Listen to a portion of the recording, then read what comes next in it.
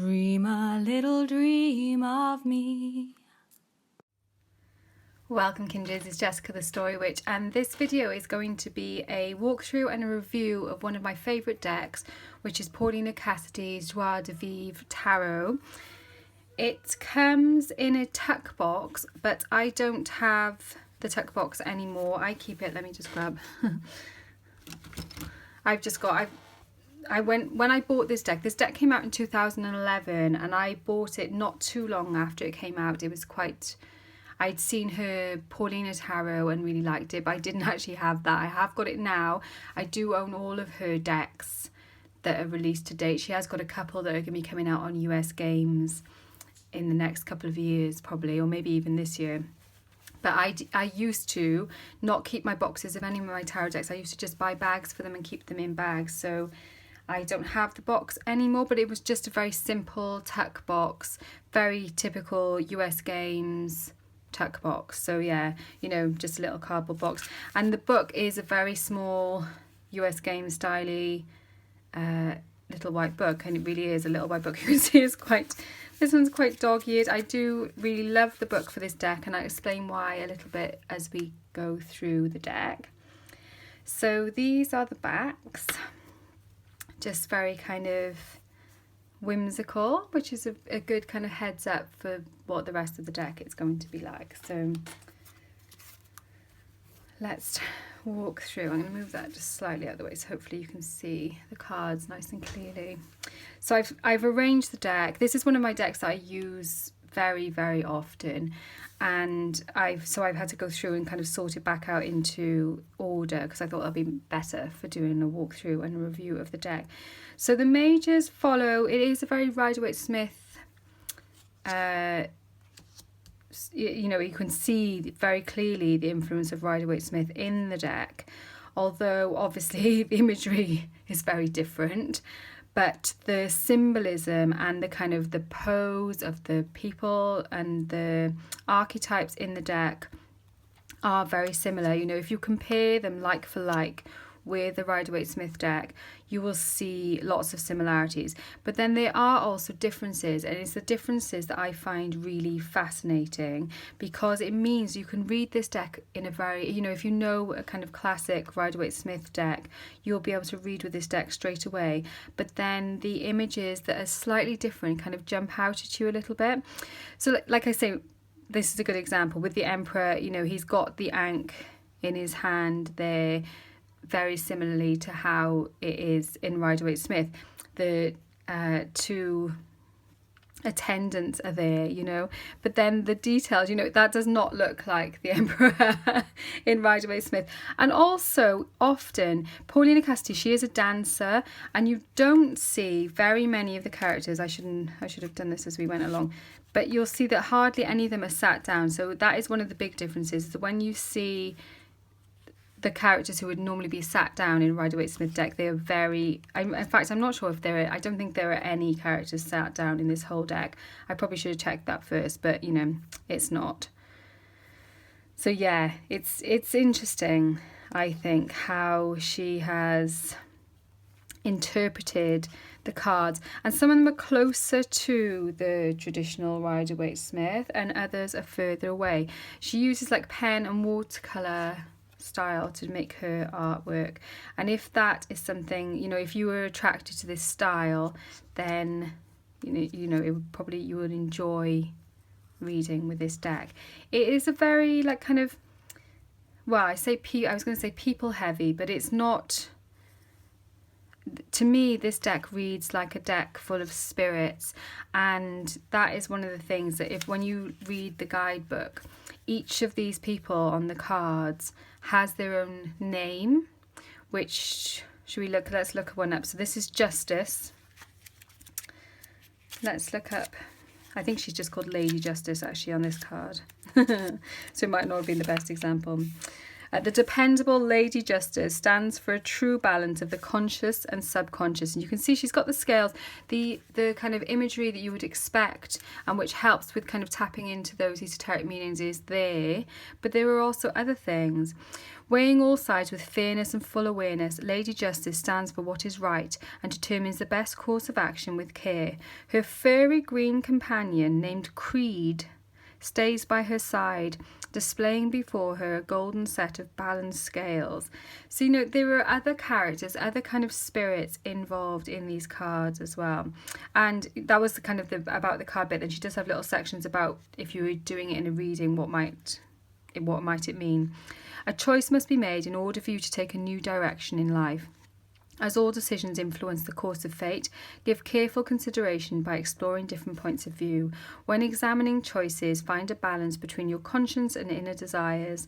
By remaining honest in your actions and acting with integrity, fate will turn in your favour. So yeah, I feel like that is what this little guy is partly tuned into. There's also lots of like other symbols like hearts and moon symbols and things in these cards as well, which she weaves in, and a lot of floral kind of growth imagery, which I really enjoy and I find adds to the richness of the meaning of the cards. So yeah, each of these characters has their own name and their own little story associated with them. So even though this book is really tiny, it's really really lovely, really useful. It is like a little storybook about each of these characters. So yeah, you know, the devil, so that's one that does differ from the typical Rider-Waite-Smith type imagery, slightly more straying from it. There's not two people on this card. There is the devil and this character. Both of these characters have names, and you can see that, you know, it's a puppet on a string, but he's got a pair of scissors to be able to cut himself free. So, you know, those meanings that we have, I think it's almost easier to read in a way than the traditional Rider-Waite-Smith style deck.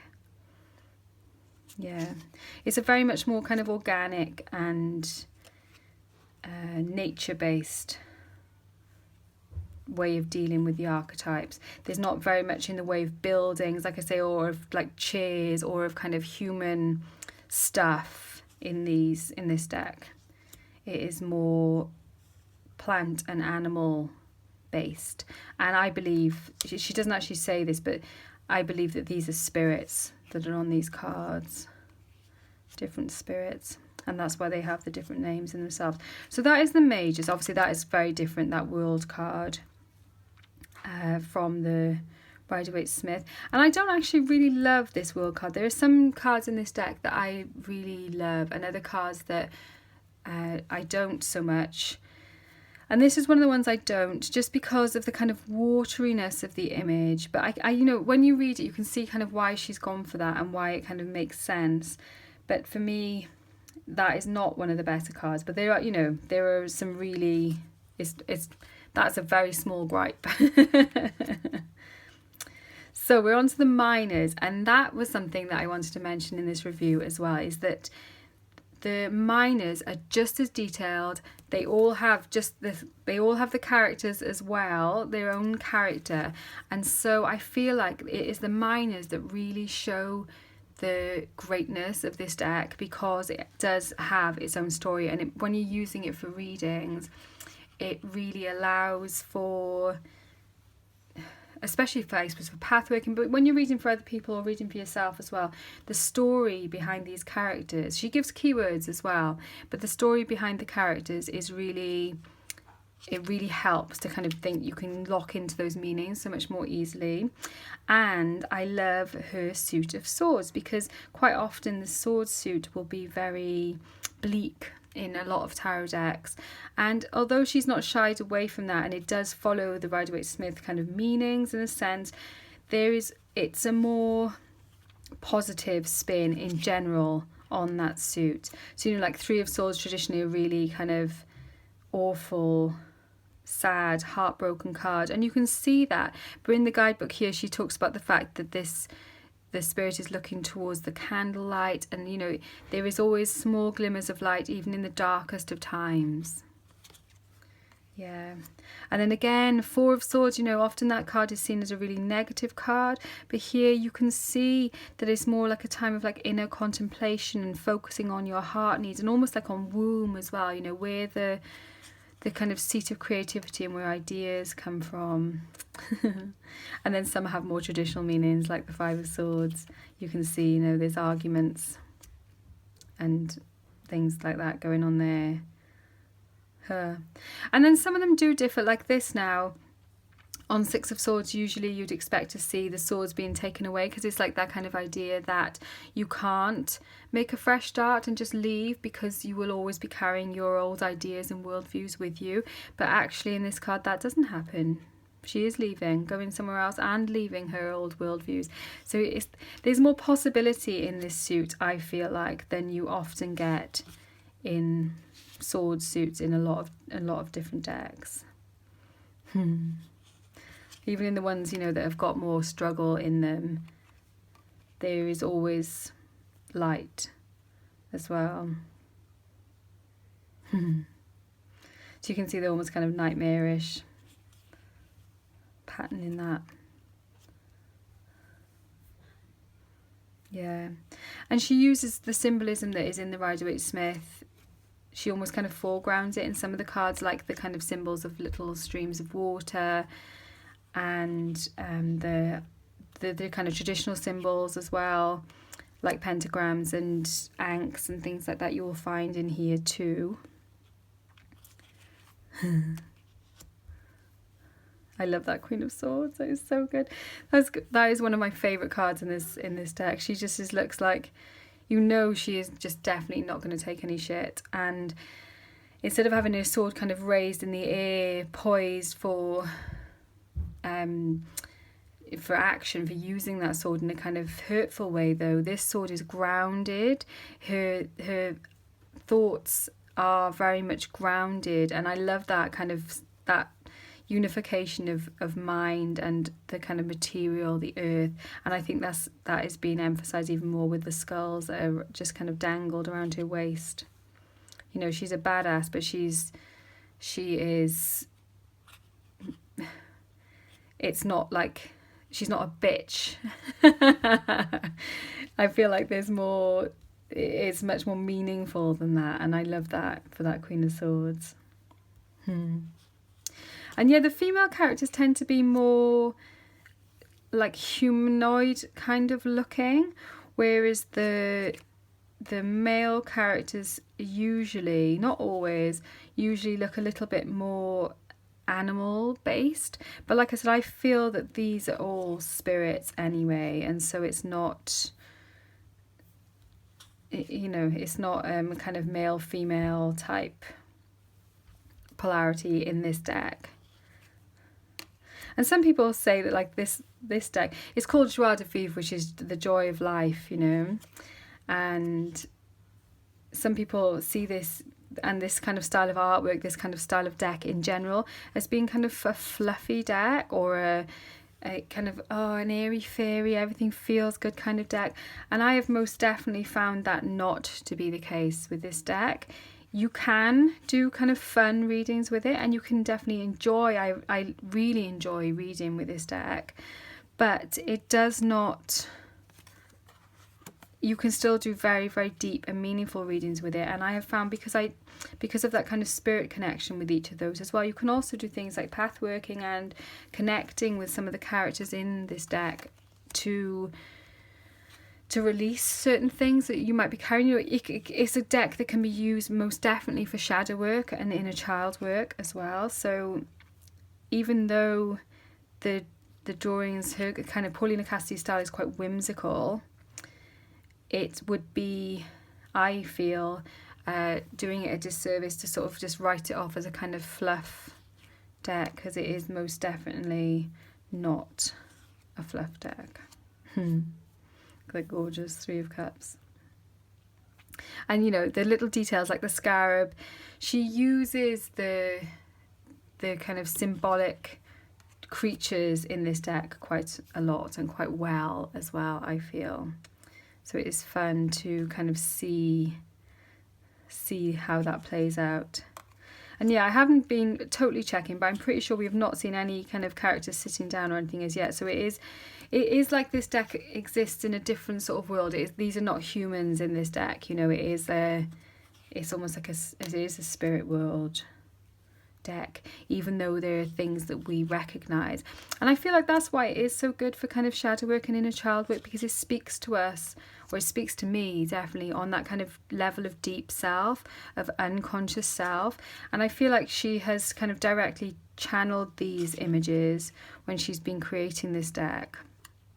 And look at that page of cups. Oh, I love it. And all the letters, you know, you can definitely latch into it straight away and read with it if you're familiar with Rider-Waite-Smith, because a lot of the symbolism is there.